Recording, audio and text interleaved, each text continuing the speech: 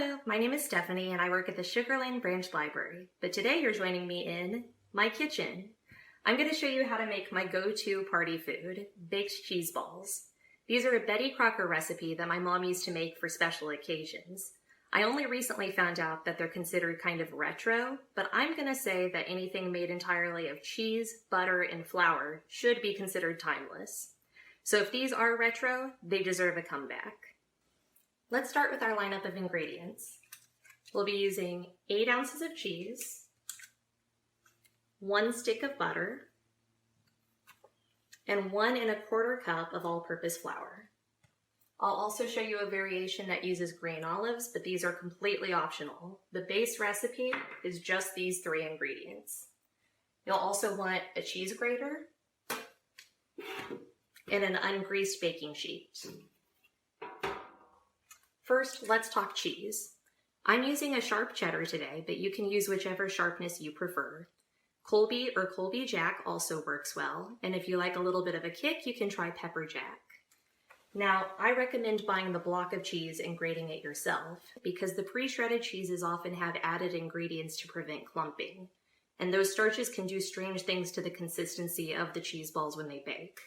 It's worth the extra bit of effort to shred it yourself. Next, I'm going to melt my butter. I'm just going to do it in the microwave, but you could also use the stovetop. Measure the flour directly into the cheese and toss it around a little bit.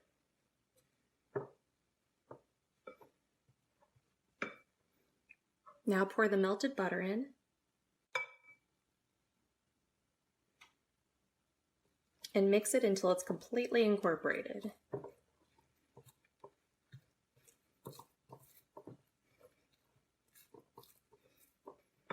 You can also use your hands.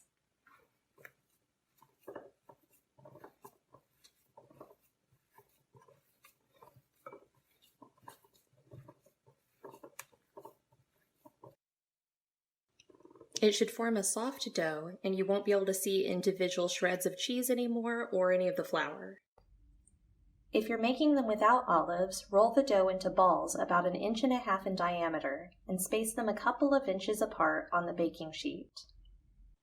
If you're using olives, drain them very well and then spread them out on a clean kitchen towel or layered paper towels. Pat them gently to remove any remaining moisture, then let them sit and dry for a while.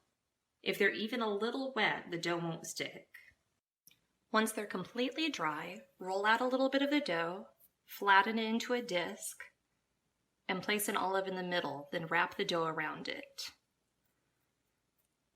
Then roll it up, and there you have your olive cheese balls.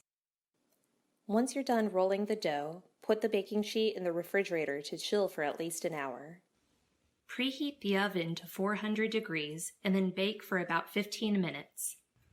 They'll sizzle and spread a little, and you want them just barely golden brown. Let them cool completely before eating. The olive ones in particular will burn your mouth if you try to eat them straight out of the oven, not like I would know from experience. Thank you for watching this tutorial. If you enjoyed this video, subscribe to the Fort Bend County Library's YouTube channel for more like this.